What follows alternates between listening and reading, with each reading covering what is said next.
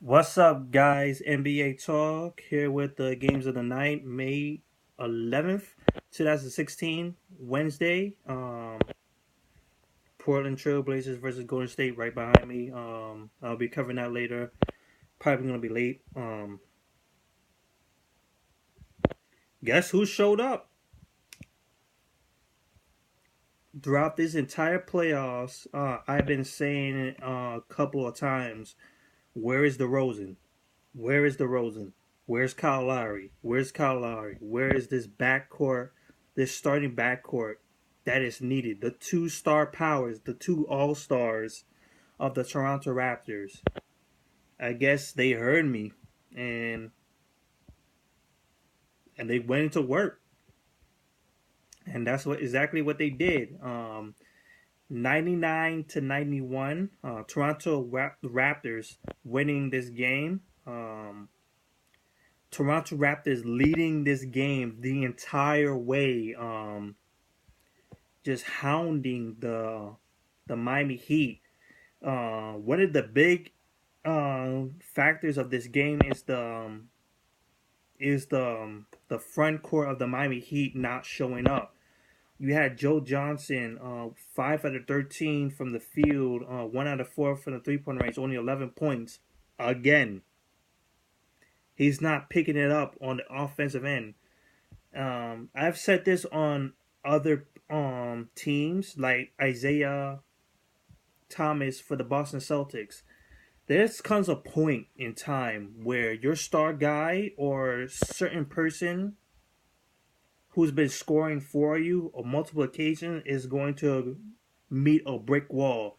And if you're not able to lift your load up, if you can't help him break that wall down, you're going to be in some deep stuff. And this is starting to happen. Luau Deng has been lifting Joe Johnson's offensive game.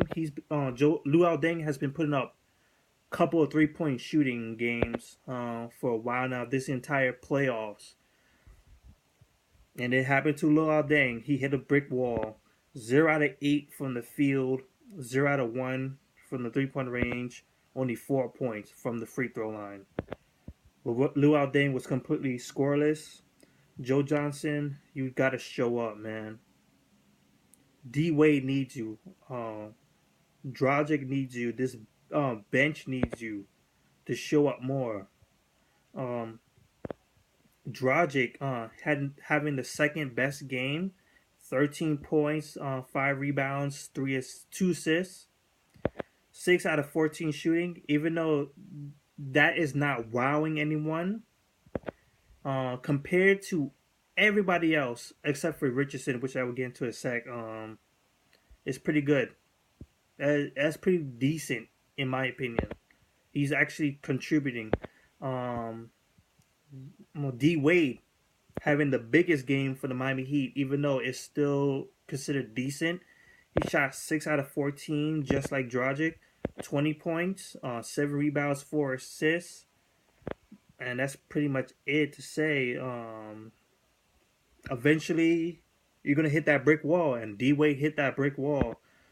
He's been scoring the entire series, a whole bunch of points. He has been stepping up. He wants to win, but eventually you're gonna hit a brick wall and you're gonna have an off night. And this was the off night for him. Uh, we look towards the bench. Like I said, Josh Richardson. Josh Richardson had the pretty much the third best game for the Miami Heat. 13 points, 3 out of 5 from the 3-point range. Mick Roberts playing decent on defense, and when it comes to percentage for field goals, yeah, 3 out of 5 is pretty damn good.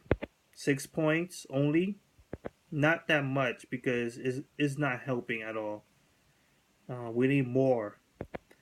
We see some action from Haslam on the defensive end. The same goes for Winslow, who picked up 7 rebounds while picking up 8 points. And we saw something from Tyler Johnson. They put up more minutes for him, but he only took one shot. Wait, yeah. Well, he did get fouled a lot though. He got fouled a lot. He shot 6 for 6 from the free throw line, 6 points only, and some little Gerald Green. So the team shot 40% from the field overall. And here comes a big factor: their 3-point shooting, 28%. Once again, the Toronto Raptors are stepping up in that department because for the earlier part of this series, the Miami Heat has been killing it from the 3-point range. Um, and the Toronto Raptors for multiple games has been stopping the Miami Heat's 3-point shooting, which is fantastic, very fantastic. So big ups to the Toronto Raptors for that. 13 turnovers. Actually, that's a plus for Miami Heat because for the past couple of games, the Miami Heat has been turning the ball over a lot of times, and that's been keeping the Toronto Raptors in the game for periods of time. Looks like they cut that down a bunch, so that could be a plus. Even though they still turn the ball over more than the Toronto Raptors, which is still needs to be improved on for the Miami Heat side, but it's still an improvement for the Miami Heat to cut down on their turnovers. So that's pretty much it. All I can say for the Miami Heat is that the front court needs to step up because the back court has been doing much damage. The defense from the Miami Heat is decent. It bends sometimes, but it doesn't break. But it's just that the offense needs to kick it up a notch a bit. We look towards the Toronto Raptors. The same thing goes for the Toronto Raptors, except for this part, the backcourt actually shows up. For the most part of this series, DeRozan, Kyle Lowry have been not showing up. At least not together or not consecutively. This time around, it happened. DeRozan decided to punch the wall and it broke down. He dropped 34 points in this game. 11 out of 22 shooting. 11 out of 11 from the free throw line. Biggest game for the Toronto Raptors. He did have a scare because he went back to the locker room. I didn't actually see what happened. I think he got hit somewhere. Same goes for Carl. He went down too. Carl was 1 out of 7 shooting. 6 points too. So hopefully Carl and DeRozan are good. I know DeRozan came back. I didn't notice if Carl came back. Kyle Lowry, 25 points. Enough said. Pretty good game for him. Pretty good game. Even though it's not a very good field goal percentage wise because he shot 9 out of 25, but it's still more than enough for this team. We need some more from Patrick Patterson. He needs to step up more on the offensive end. He only made 8 points, 3 out of 12 shooting, which is not good at all. We have Corey Joseph playing a very decent game, 9 points and 5 rebounds. He's been the man. So let's look at the stats. Oh yeah, by the way, Biyombo filling in for Valanciunas. If you don't know, Valanciunas is out for the rest of the series. So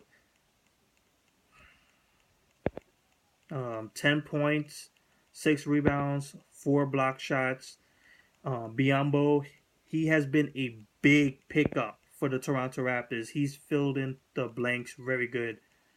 43% from the field overall, 41% from the 3-point range for the Toronto Raptors, 39 rebounds, 10 steals, 7 block shots, and only 9 turnovers. So that's pretty much it. Both teams had the same problem. The front court needs to show up more. Even though Toronto still had a better front court than the Miami Heats are, because Biyombo showed up. in a very great capacity in the defensive end. Miami Heat, Joe Johnson needs to step up. Luol Deng needs to step up. They need to do something about that center spot because I don't know about Amari Stoudemire anymore. I just don't know. So that's it.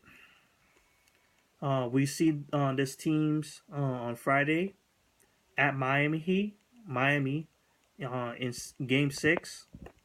So that's for later. Golden State Warriors versus Portland Trailblazers next. So that's it for now. Peace.